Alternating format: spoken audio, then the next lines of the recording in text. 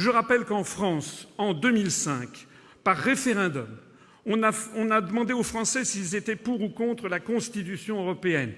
55% des Français ont voté non à la Constitution européenne.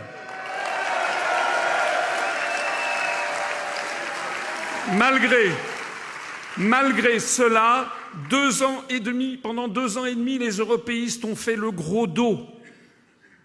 Et puis, 2 ans et demi après, on nous a imposé le traité de Lisbonne qui reprend 99,9% du texte de la Constitution européenne, et ceci a été fait dans le dos des Français par les parlementaires.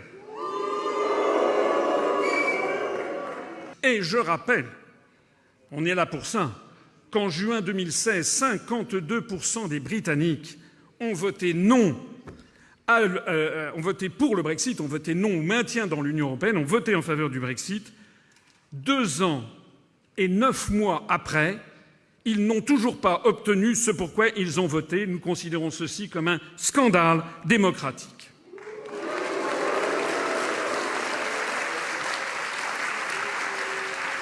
En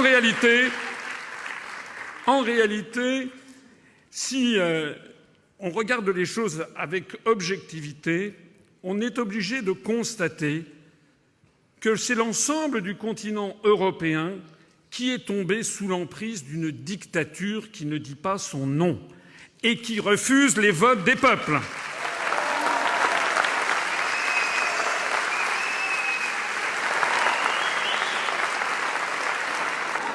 Ce n'est pas parce que nous avons un nouveau Pétain à la tête de la France que les Britanniques doivent se satisfaire d'avoir un nouveau Chamberlain au 10 Downing Street.